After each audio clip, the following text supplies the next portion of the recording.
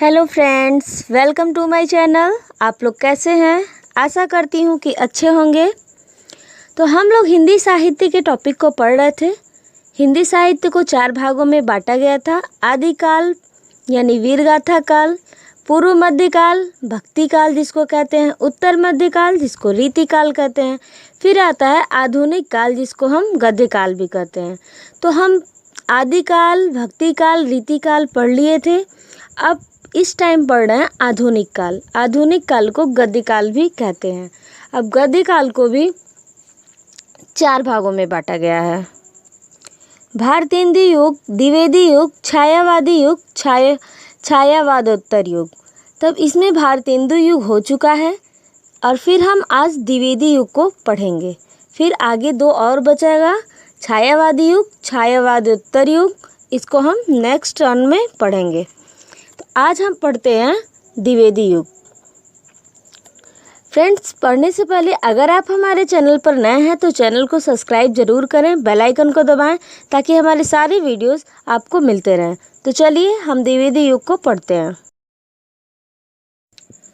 द्विवेदी युग महावीर प्रसाद जी के नाम पर ही इस युग का नाम द्विवेदी युग पड़ा। अब इनके हम महत्वपूर्ण कवियों और रचनाओं को देख लेते हैं। द्विवेदी युग में बहुत कुछ खास नहीं था। इनका नाम इन्हीं के नाम पे द्विवेदी युग पड़ा, यही ज़्यादातर पूछता है। तो हम चीज़ें वहीं लेते हैं जहाँ से क्वेश्चन पूछता है।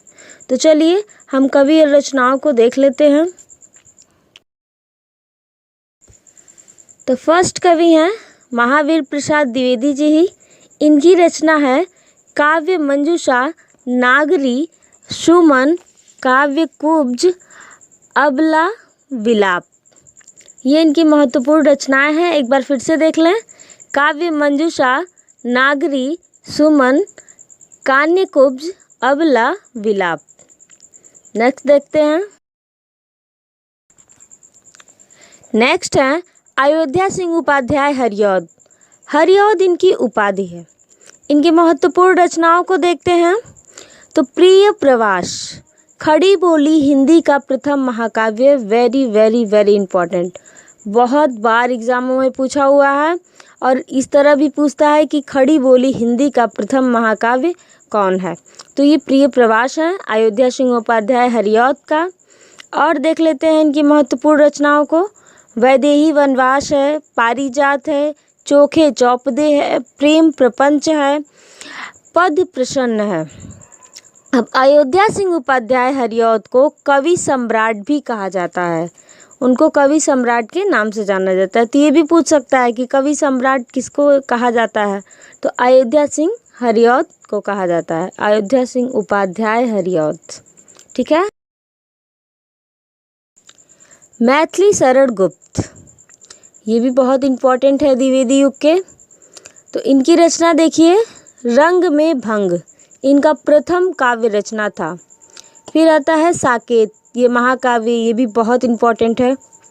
फिर है जय भारत, फिर भारत भारती, जयद्रथ वध, यशोधरा, पंचवटी, त्रिपथगा, झंकार। ये सब बहुत इम्पोर्टेंट रचनाएं हैं इनकी। मैथिली शरण गुप्त को राष्ट्रकवि भी कहते हैं।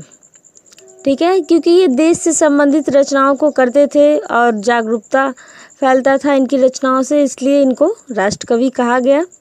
तो ये रही इनकी इम्पोर्टेंट रचनाएं। अब हम देखते हैं आगे नेक्स्ट कवि को। नेक्स्ट है श्रीधर पाठक। श्रीधर पाठक का भी बहुत इम्पोर्टेंट है और ये द्विवेदी युग के ही कवि हैं। तो भारत गीत, बाल विधवा जो एक कविता है। फिर आते हैं कश्मीर सुषमा।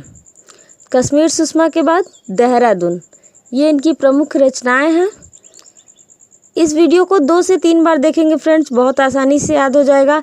इसीलिए हम इसको पार्ट पार्ट में करके बनाए हैं ताकि आपको साहित्य सब्जेक्ट है बोरिंग भी ना लगे और अच्छे से तैयार भी हो जाए। इसीलिए छोटे छोटे पार्ट में किए हैं, कई पार्ट में बटा हुआ है। और इन सारों का प्लेलिस्ट, इन सब का कलेक्शन आपको प्लेलिस्ट में मिल जाएगा, आप बहुत आराम से पढ़ सकते हैं। तो नेक्स्ट है गया प्रसाद सनेही। तो जिस तरह अयोध्या सिंह उपाध्याय हरिऔध की उपाधि हरिऔध थी, उसी तरह गया प्रसाद सनेही की उपाधि सनेही है। गया प्रसाद उनका नाम है, उपाधि उनकी सनेही। इनकी रचना देखिए, प्रेम पचीसी, करुणा, कादम्बिना, त्रिशूल तरंग, कृष्ण कंदन, राष्ट्रीय वीणा। एक बार फिर से देख लें, प्रेम पचीसी, करुणा कादम्बिना, त्रिशूल तरंग, कृषक क्रंदन, राष्ट्रीय वीणा। ये इनकी इम्पोर्टेंट रचनाएं हैं। नेक्स्ट देखते हैं। नेक्स्ट एंड लास्ट है राम नरेश त्रिपाठी। इनकी रचना है पथिक। ज़्यादातर यही पथिक पूछा जाता है, इसीलिए हमने पथिक को ही लिया है। तो इनकी इम्पोर्टेंट रचना यही है, पथिक। तो फ्रेंड्स, ये रहा द्विवेदी युग। आपको कैसा लगा कमेंट बॉक्स में ज़रूर बताएं। नए हैं तो सब्सक्राइब करना मत भूलिएगा, बेल आइकन को दबाइएगा, शेयर करिएगा। Thank you.